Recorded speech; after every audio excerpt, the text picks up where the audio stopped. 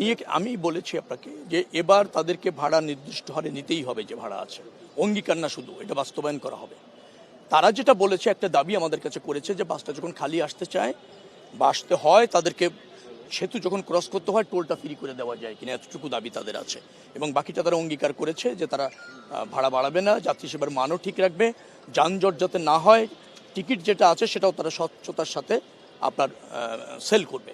এসব ব্যাপারে আমাদের মনিটরিং আছে, ভাড়া বাড়ানোর কোনো সুযোগ নেই।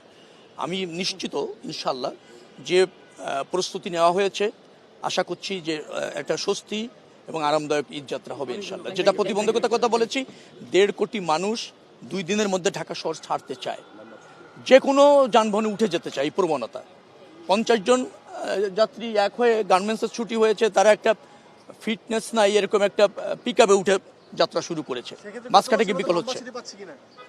একদিন ছুটি বাড়ালে ছুটিটা আরো স্বস্তির হয়, তবে সেটা সরকারের সিদ্ধান্ত, সেটা এখনো বিবেচনায় নেওয়ার সুযোগ হয়নি। পরিস্থিতি অনুসারে আগামীতে হয়তো সেই সিদ্ধান্ত যাবে। অপটিক্যাল ব্রাইটেনার, কালার গার্ড এবং ডার্ট লক সমৃদ্ধ অ্যাডভান্স ফর্মুলায় এলো নতুন রে ডিটারজেন্ট পাউডার। না, সেটা এখনো সময় আছে, এখনো আমাদের প্রাক প্রস্তুতিগুলি চলছে যে আমরা কিভাবে ফাংশন করব এবং করাবো এবং মাঠে থাকবো, সেই জায়গার প্রস্তুতিটা চলছে, সেটা আগামীতে বলা যাবে। আমরা এটা নিয়ে গত প্রায় 10 দিন ধরে কাজ করছি বলতে গেলে।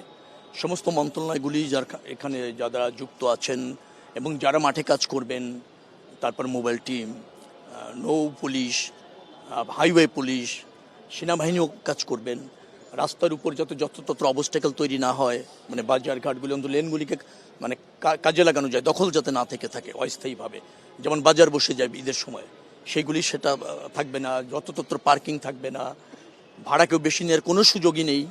এটা নিয়ে আপনার যারা বাস মালিক সমিতি আছে, লঞ্চ মালিক সমিতি আছে, তাদের সাথে বসেছি, তারা অঙ্গীকার করেছে এবং আমরা তাদেরকে কিন্তু ইসের মধ্যে রেখেছি আর কি, নজরদারিতে রেখেছি এবং যে কোনো মূল্যে আমরা এটা প্রতিষ্ঠিত করব। ঈদ যাত্রার স্বস্তিতে হচ্ছে, আশা রাখছি সবারই এরকম সহযোগিতা থাকলে।